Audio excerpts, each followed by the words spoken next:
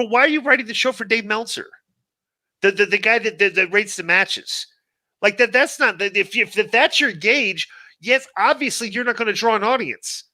Look at the guy. Look at the guy and look at his fans. This guy tucks his, the guy wears blue jeans and tucks his shirt inside his blue jeans. I'm like, that's the people you're trying to like write the show for? Russo'sBrand.com, where the pros are the pros.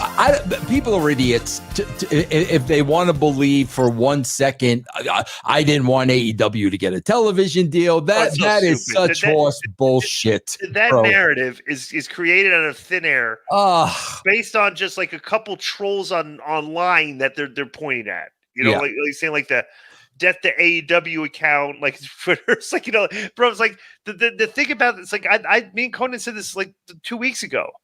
I was like, dude, does let's be honest here in this conversation. This whole thing is just banter for the social media. Okay. Does anybody actually really give a rat's ass if Tony Khan makes any money doing this? The guy's worth $8 billion, right? I could give a rat's ass if they had, $700 million a year in rights fees, right? Right. My question is like I'm watching, bro. When we review the show, I'm watching the show from a very skeptical point of view because I'm watching production errors. Right. I'm watching like mistakes they're making that I know if it was a production meeting, I would be bringing this up, talking about things that happen on their show. And my thing is like, okay, if they get all these rights fees and they have all this new money to spend, how is he going to spend the money? Because the one thing that they need, and I don't know why they don't do this, bro, you need like a Jeremy Borash, a guy like that could do video editing on a weekly basis and create packages and stuff, like interesting packages, bro, because that's where WWE is head and shoulders above that company. Yeah, right. The way they produce their weekly television. Yeah. The machine they have behind it and stuff, everything. And bro, all it takes is money. You can tell they don't have a lot of video editing guys making packages on a weekly basis. This past show last week, you don't watch it, right? No. But the first hour, from a writing standpoint, I was watching me and Conan like, wow, this is how the show should be every week. They start off with the video package explaining the storyline. The Moxley thing, right? Moxley comes out. He cuts a promo explaining his story, stuff and things. Then they go to, then Christian comes out. He is narrating his storyline, right?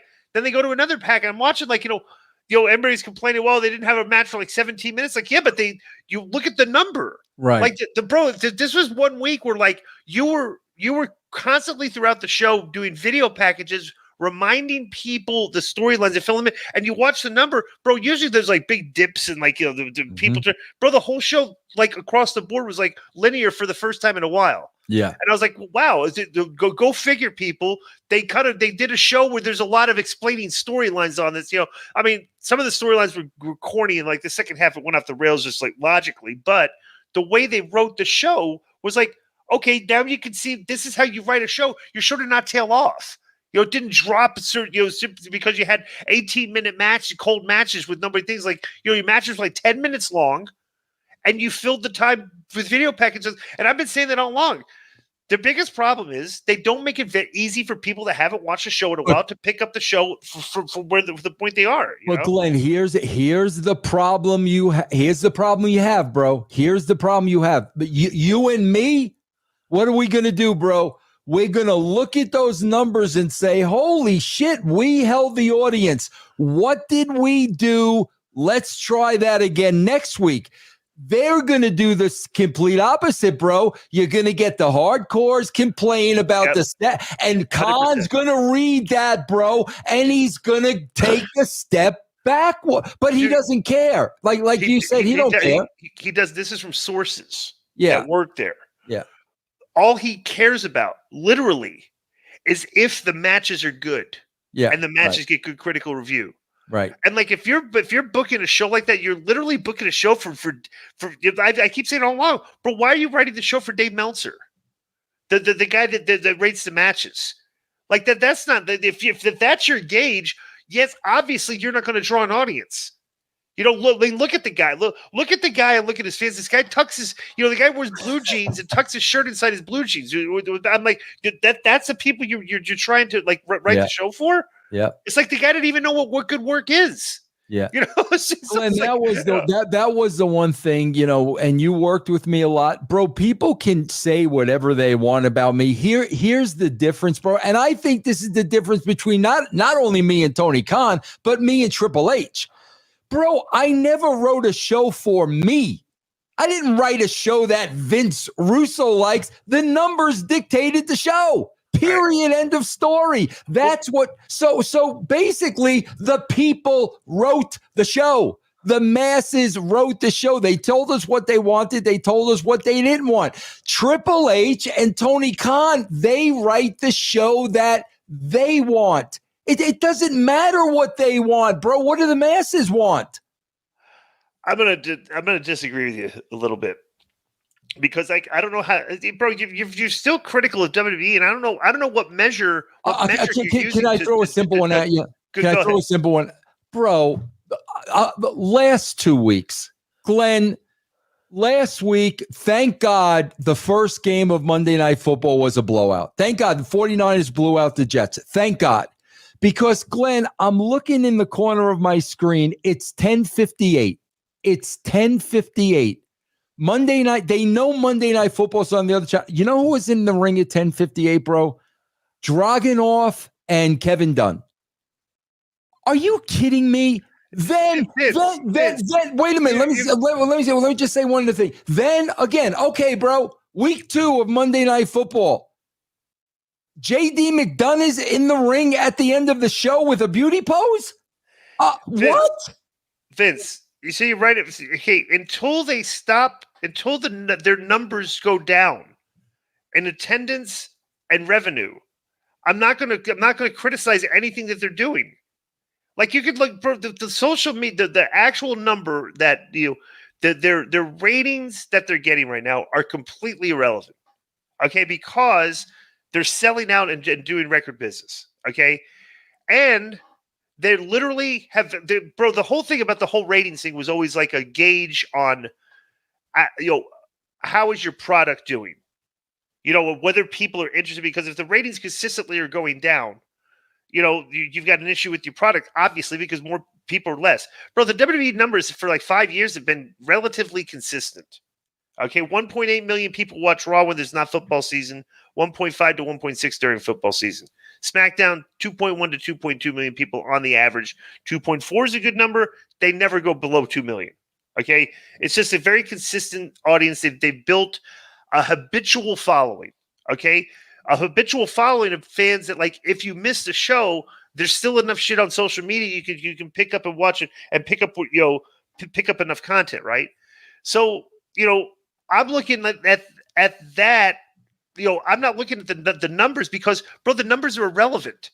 The numbers are relevant for AEW, okay, because they're still discussing whether they get the rights fees. Like, we don't know what's been reported. What's the report? 170 million or something like that for all their okay. 3 years plus and they were just getting they were getting 70. Okay, so it's a notable increase. Do we know that? We know that we're getting. No, we know it. We don't. These are reports, but let's just assume this is true. Okay. And we were saying that if you look at a market share in comparison, the WWE is blowing their numbers away in social media and on TV, right? But we were saying, the AEW's numbers are low enough, the money that they're getting, they're low enough that they do merit an increase because of what WWE is getting, right? And WWE is knocking out of the park. So when we sit there and talk about ratings and stuff, for AEW, it's always been a gauge of the show. Dave Meltzer, a few years ago, for whatever reason, okay, and I don't, and it's funny because you know this, all right, bro. When we would be in the writing room and we would get the numbers. Okay, the numbers would come in, bro. When the numbers were lower than they were the week before, what was our reaction all the time? The disappointment, of course. Okay, disappointment. What did we do wrong? What did we do wrong? Fail? Right, exactly. Right. Bro. I don't think AEW goes through that process. Okay, obviously, right? But the thing is there's still the numbers are a dictate if you're trying to get somebody to pay for your pay rights fees to sell your show to advertisers, right? They're looking at your numbers. Okay, and they're deciding how much can we pay these people to get that we know advertisers are going to pay us to get our money back, right? So WWE now, okay, they've got their money. Right. They just signed their new deal.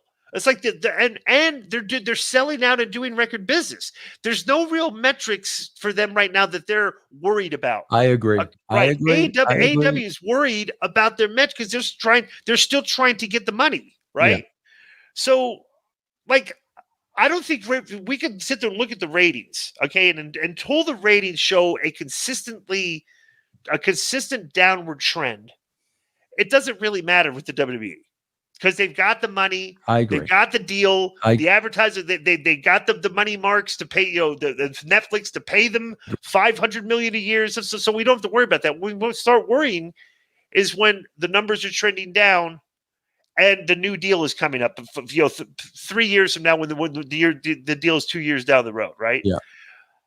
But for some inexplicable reason, okay, and then the funny thing is, like, they've tried to say, like, Dave thinks that, like, the AEW fan base is not the toxic driving force of wrestling when it absolutely is, right? Because they changed the rules. When we would look at the numbers, total viewership, okay?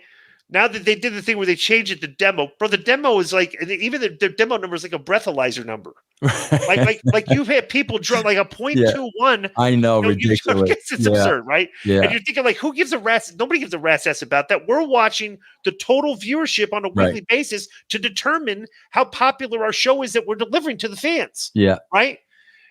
And they've created this this narrative that, like, the total number doesn't matter anymore.